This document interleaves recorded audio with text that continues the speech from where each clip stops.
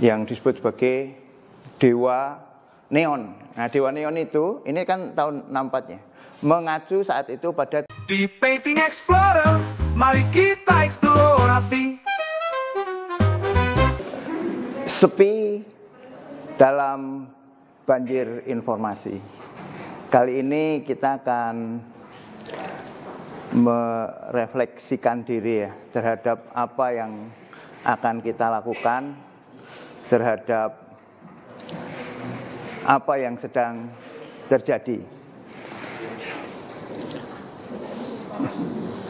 Rekan-rekan, ini karya tentang apa? Judulnya Night Walk. Pelukisnya Edward Hopper. Catat tahunnya udah lama ini, 1942. Kira-kira tentang apa karya ini? Ada yang tahu? Tentang apa lukisan ini?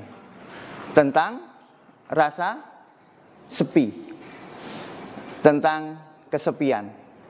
Kesepian yang ironis, kesepian masyarakat kota, kesepian orang-orang di kota besar.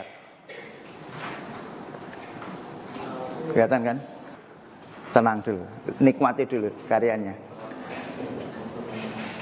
Menggambarkan suasana di kafe, sudah larut malam, di tengah kota besar di Amerika.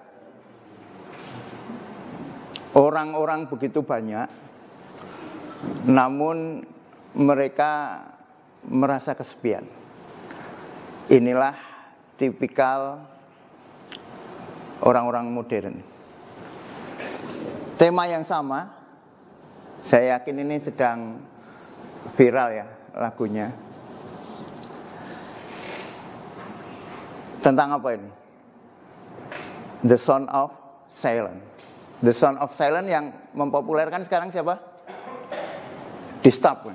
Tapi kan sebenarnya itu lagu sudah sejak lama. Dirilis pertama kali 19 Oktober 1964 oleh Simon. Coba kita nikmati dulu ya. Bagaimana liriknya, suasananya. Karena ini Sound of Silence, jadi teman-teman silent semua. Silent semua karena cuma dari laptop saya suaranya, jadi kecil sekali, tapi nggak apa-apa. Kita nikmati aja. Nanti ada disebut-sebut Neon God-nya. Neon God itu apa? Neon God, dewa baru, Tuhan baru, yang disebut sebagai Dewa Neon. Nah, Dewa Neon itu, ini kan tahun 64-nya, mengacu saat itu pada televisi yang disembah-sembah, televisi yang dibanggakan. Dan sekarang lebih relevan lagi, mengacu pada apa? Mengacu pada handphone yang tidak bisa kita tinggalkan, yang kita sembah-sembah. Sampai kuliah saja saatnya mendengarkan dosennya masih bermain handphone. Itu menyembah-nyembah handphone. Saatnya kita nikmati dan kita lupakan dulu handphone kita ya. Semoga terdengar.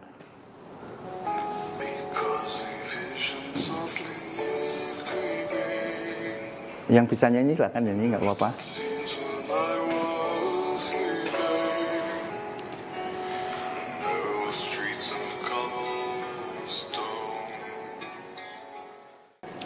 Ini seakan-akan lagu yang bisa meramalkan masa depan, meramalkan keadaan kita sekarang. Kita sering merasa kesepian, meskipun teman kita ribuan. Di angka yang ada di entah itu follower Instagram, follower TikTok, subscriber YouTube, pengikut di Facebook, ribuan. Tapi begitu kita punya masalah di kamar, tidak ada yang datang. Kita sendirian. Mau gotong meja aja kesusahan, padahal temennya ribuan. Nah, ini adalah fenomena yang sekarang kita rasakan. Kuliah kali ini bertentangan dengan kuliah yang 2-3 pekan yang lalu, yang teman-teman diminta memanfaatkan media sosial semaksimal mungkin sebagai branding seniman, branding teman-teman sebagai seniman. Tapi kali ini kita coba melihat sisi lain. Dan kalau teman-teman pengen melihat lebih jelas, itu silakan lihat film judulnya The Social Dilemma. Ini film dokumenter yang menampilkan pimpinan-pimpinan CEO perusahaan-perusahaan besar seperti Google, YouTube, Facebook, Amazon dan sebagainya, yang itu menyadarkan kita betapa itu adalah permainan kapitalisme yang begitu halus. Kita lihat trailernya. Change is. You're going to see different results depending on where you live and the particular things that Google knows about your interests. That's not by accident, that's a design technique. What I want people to know is that everything they're doing online is being watched, is being tracked. Every single action you take is carefully monitored and recorded. A lot of people... Silakan nanti teman-teman cari sendiri. Dan ada yang unik nanti kalau teman-teman cari film itu. Ada 2 bidang usaha, dalam tanda petik ya. Tapi ya nggak perlu dipetik, nggak apa-apa.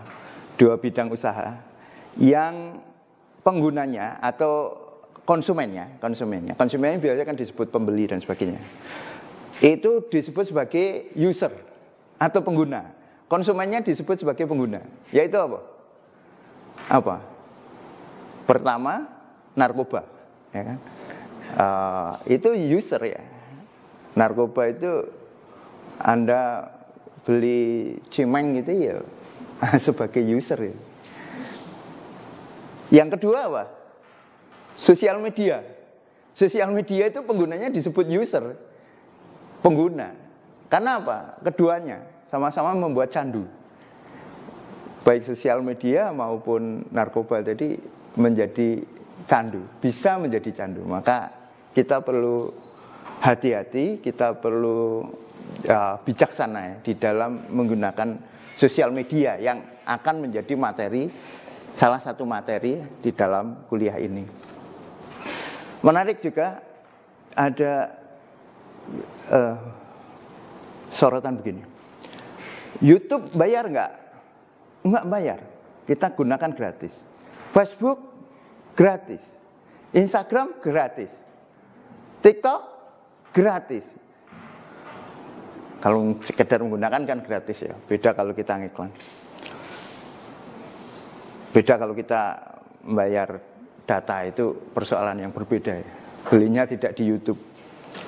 Nah, kalau kita gratis ya, kalau kita dapat gratis terus sana untungnya apa? Dan posisi kita seperti apa? Ketika ada platform gratis, sebenarnya produknya itu siapa? Produk yang dijual. Produk yang dijual itu ya yang dapat gratisan itu. Kitalah produknya ketika menggunakan platform yang gratis. YouTube itu produknya apa? Video. Video. Nah maka dia tidak membuat sendiri, yang buat siapa? Orang-orang penggunanya, usernya kan. Usernya itu sebenarnya produknya kan. Instagram, Facebook sama kan. Maka ya tidak begitu amat juga ya. Meskipun sebagai konten kreator YouTube gitu ya. Tapi yo rasa njur kedanan banget karo YouTube. Wong ini yo cuma produknya YouTube kan. Nah, platform itu adalah etalase pemiliknya platform. YouTube ya pemiliknya YouTube ya, Google pemiliknya Google, YouTube pemiliknya Google. YouTube itu di bawah Google. Facebook ya pemiliknya Facebook. Dan itu kan sebenarnya etalase kan. Etalase itu pengen di apa? Etalase ya pengen ditonton kan. Ditonton orang yang hadir di toko itu kan. Hadir di toko itu. Nah, etalase itu sifatnya gimana? Kalau masih menarik ya ditampilkan. Kalau konten Anda menarik, selalu ditampilkan. Wong itu etalase. Biar apa? Biar platformnya laku kan. Biar platformnya terus-menerus berkembang. Biar platformnya terus-menerus dilihat orang. Biar apa ya? Biar mereka dapat iklan kan, dapat duit, dapat cuan. Mengapa kok konten kita tidak rame, tidak terus dipasang di etalasenya? Ya karena sudah nggak menarik bagi mereka ya. Mereka cari yang menarik. Kalau yang menarik dari dulu pun sampai sekarang masih aja dipajang itu di etalase. Konten lama masih dipajang terus, masih ada yang lihat. Ya karena apa ya? Karena bagi pemiliknya, bagi YouTube-nya, kalau itu di YouTube atau di yang lain, itu dianggap sebagai menarik. Menarik itu banyak yang nonton. Yang menganggap apa ya dengan sistem yang disebut sebagai algoritma dan sebagainya yang nanti akan diterangkan oleh Bu Devi. Ya sebenarnya ya kita sedang membuat pajangan aja sih di etalase-etalase itu. Dan kadang pengguna ya user itu terlalu baper ya, terlalu bawa perasaan ketika menggunakan medsos. Saya pernah melukis judulnya One Dislike. Ini dislike-nya hanya satu ya, yang di sini. Like-nya banyak, tapi dislike-nya ini bisa membakar semuanya kan. Ini terinspirasi orang yang bunuh diri karena diejek di media sosial. Ini fenomena yang dulu nggak ada. Yang paling diejek di media sosial kok ngantek bunuh diri. Padahal bisa jadi yang ngejek itu buzzer kan. Buzzer itu satu orang bisa memegang puluhan bahkan ratusan akun. Yo rasa terlalu sedih. Rasa terlalu sedih. Ning medsos itu ada yang nggak suka ya. Biasa ya. Ada yang perlu direspon kalau itu pertanyaannya memang menanyakan kebenaran. Tapi ada yang perlu diabaikan jika itu hanya dia memang mau membuat citra buruknya. Nah, sosial media juga bisa berbahaya juga ya, terutama ketika dalam kondisi perang. Ya sekarang aja saya nyoba berkali-kali, misalnya ya, saya pernah sakit batuk gitu, saya minta tolong anak saya, tolong beliin obat batuk. Itu padahal dalam kondisi mati. Yo Instagram, yo Facebook, yo YouTube semua keluar iklan obat batuk.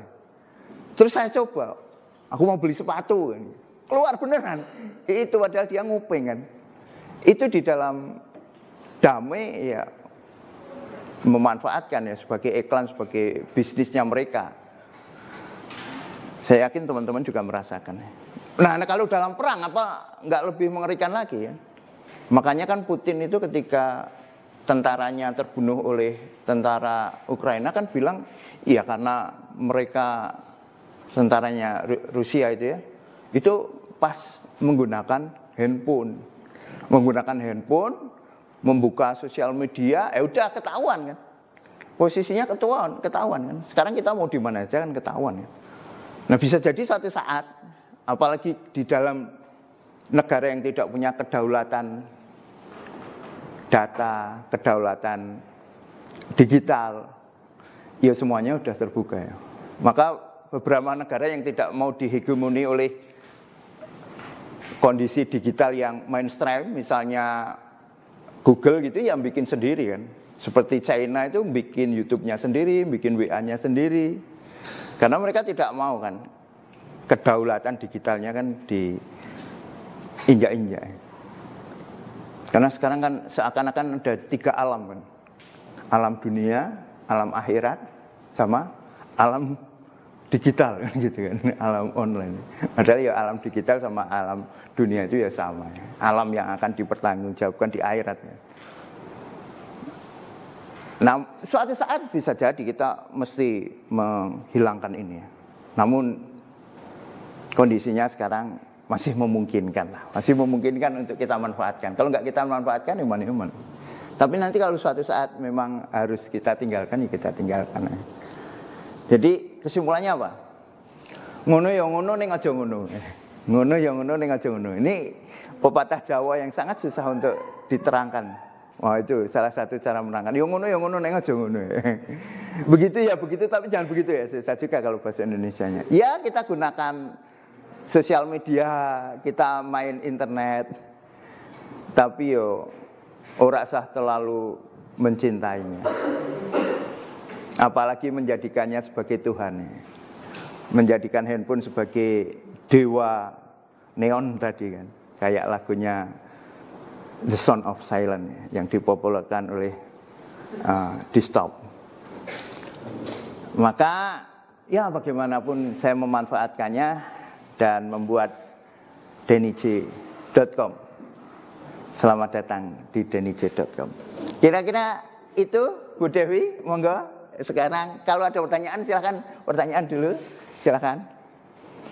Kalau nggak ada, silakan Bu Dewi. Di Painting Explorer, mari kita eksplorasi.